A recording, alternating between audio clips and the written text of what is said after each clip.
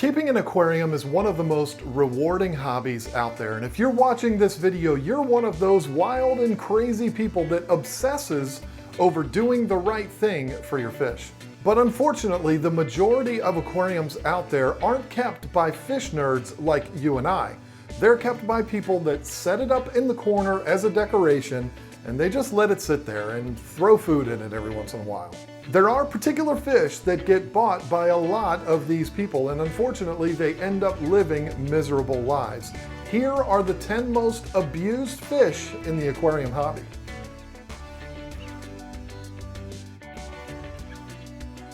Oh boy, where do I start? Betas could very easily be put as number one on this list, from the way they're packaged and they're presented in fish stores, and the way people will buy them and put them in silly vases or bottles and just think it's okay. Most people buy these fish because they think they're super easy. They heard you can put them in anything and they'll survive. While this is true, it's not what's best for the fish. Betas are no different than any other fish. They need a tank, they need a filter, they need heat, they need lights, they need care. They need routine maintenance.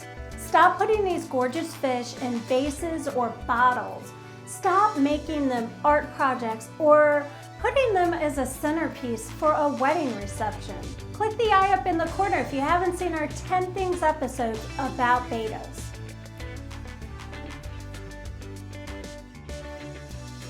Oscars are a fish that a lot of new fish keepers are drawn to because they have those big old bug eyes. They're very, very active as babies. And the guy at the pet store says, hey, they're super easy to keep. Yes, they're cute. Yes, they're super easy to keep. But unfortunately, the pet store employee doesn't always tell you how huge these fish get. They don't tell you the fact that these fish will eat anything that they can fit in their mouth, and they're super destructive to the decorations in your tank. Don't get me wrong, I love Oscars. They've always been one of my absolute favorites, but these are things that people need to know if they're considering getting one of these fish. Oscars are awesome. I think every fish keeper should at some point keep an Oscar. They should be required, but people need to understand what these fish are all about and what they need to live a happy and healthy life.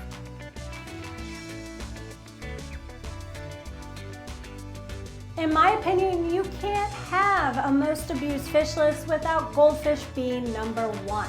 So let's get to it. Do a Google search on the most common aquarium fish. Guess what photo pops up? Yep, goldfish. Goldfish are given away in carnival games. All you have to do is take a little ping pong ball and you throw it into the little tiny fish bowl, and guess what the prize is? You got it, it's that goldfish. When we had our store, we had a customer come in and say they needed something to put a goldfish in. Their child had won this goldfish at a fair from school. I asked him what he had it in now. Simple question, but his answer kind of shocked me. He said it was still in the bag that his daughter brought it home in from the fair, and that was a few days ago. People keep these fish in small bowls because that's what they see on TV. Not realizing that the water in these bowls can get super nasty in just one day. We'll talk about feeder goldfish in another segment. Those poor fish get treated even worse.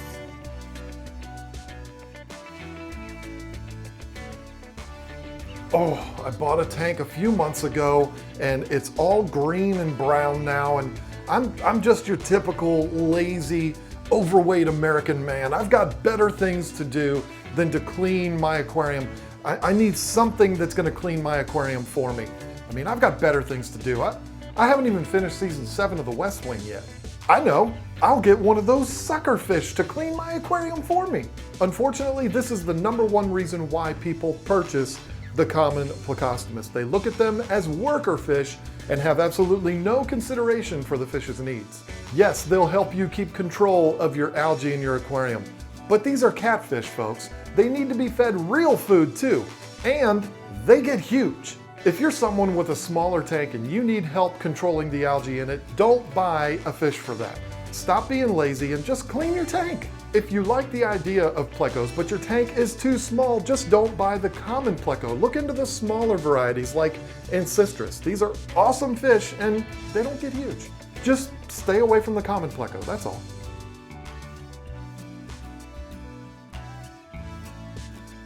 Yes, I love Finding Nemo too, but that movie has killed more fish than anything else on this planet.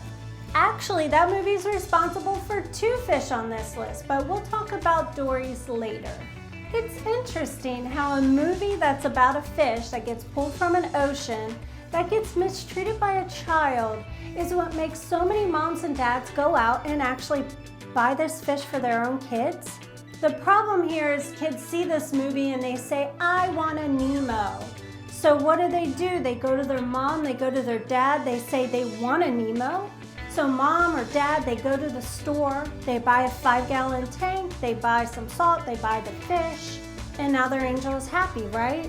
The kid is so excited for about a week, and then they lose interest, and they move on to something else. And then who suffers? Yeah, Nemo.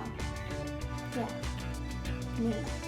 Finding Nemo, great movie, terrible for clownfish.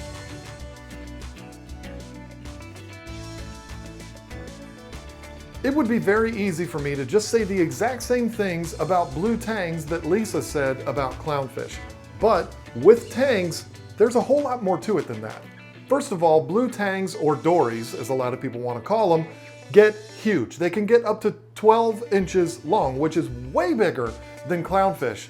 But yet people put them in the same tanks as clownfish, little cubes and stuff. It's crazy.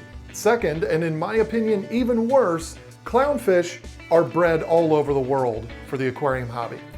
Blue tangs aren't. They're almost exclusively wild caught.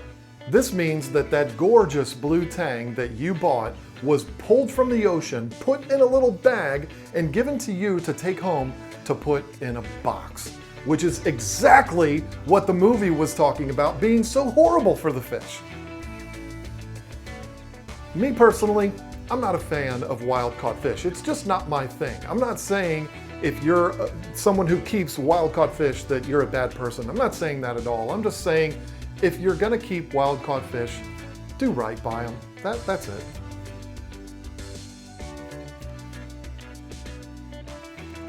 Since neon and cardinal tetras are so similar, we decided to go ahead and combine them in this segment.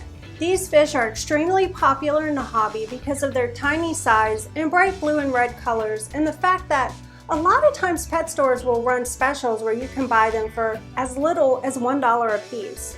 Well, unfortunately, the thing that makes them so popular is also the thing that makes them show up on this list.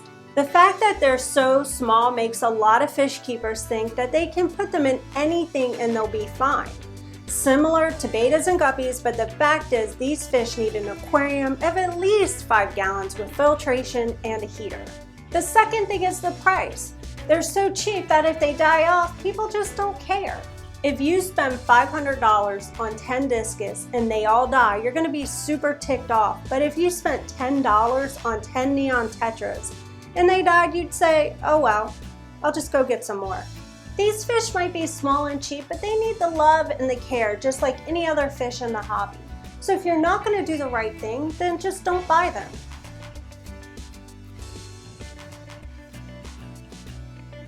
We're going to do an episode of 10 things in the very near future that's going to be the 10 ugliest fish in the aquarium hobby. I'd love to hear from you in the comment section what you think are the ugliest fish out there. But spoiler alert, blood parrots are probably going to be number 1 on the list. Saying a fish is ugly doesn't mean that I don't like them. Sometimes their ugliness is what makes them charming and what makes me like them. Blood parrots are definitely one of those. If you don't know already, blood parrots are a hybrid fish, which means they take 2 different types of fish and they breed them, and what you get is these little mutant blood parrots. I had always thought that it was red devils and gold severums that went together to make blood parrots, but I guess it all depends on what article you read. There's a lot of conflicting information out there about how they get them. I don't know. What 2 fish go together to get this fish really doesn't even matter. I guarantee you that the first time it happened in a breeder's farm, it was by accident, and the breeder said, hey, that's kind of silly looking. I bet we could sell a ton of those. The kids will love them. And here we are right back at the whole kid argument. I'm not gonna go through it all again. Bottom line is, a lot of very young kids don't take very good care of their fish, They're drawn to blood parrots because they're so silly looking, and this is why they're abused. But the other thing to talk about with blood parrots is they've been found to have some pretty significant defects as a result of hybridization. Like they're sterile and all kinds of stuff. I'm certainly not against hybrids, and I'm absolutely not against blood parrots. I happen to love them, but it had to be said.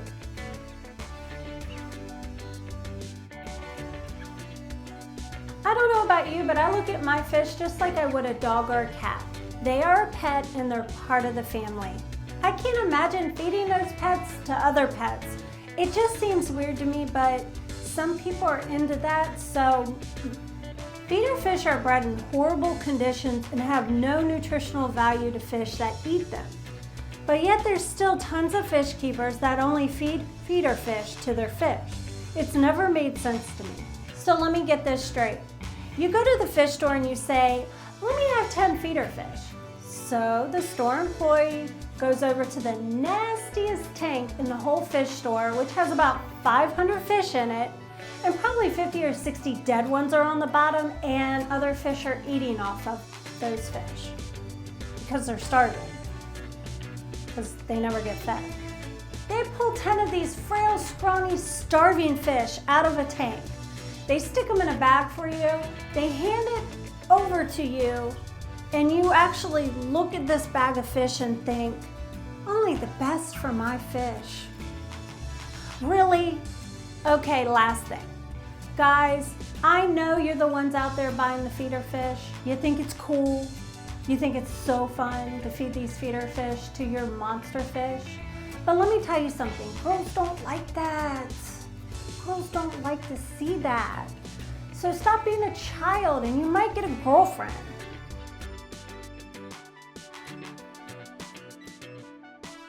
There are tons of different types of catfish out in the aquarium hobby. Some of them are very small and they stay small. Some of them are small when you buy them, but they don't stay that way very long. The best examples of these would be red-tailed catfish and tiger shovelnose catfish. These are gorgeous fish, but I'd be willing to bet that 95% of them that are sold in this hobby are sold to people that cannot house them for the duration of their life. These fish get massive, especially the red-tailed catfish. It can get up to 350 pounds. We talked about it last week. How many people do you know can house a tank that gets to 350 pounds? I bet the answer is not many. Big Rich from the Ohio Fish Rescue, Joey's 2,000 gallon or his pond, Corey's 800 gallon, but that one has a bunch of little tiny fish in it that a red-tail would just clear out in probably a week. The point is, if you are a new fish keeper and you see that adorable red-tailed catfish or tiger shovelnose or really any other catfish out there, the bigger catfish anyway, and you think to yourself, well, I've got a 125 gallon tank, they'll be fine in that. They won't. Move on, do the right thing, and get fish that will thrive for their entire life in a 125 gallon tank. Not fish that are gonna live a miserable existence for their entire life in there.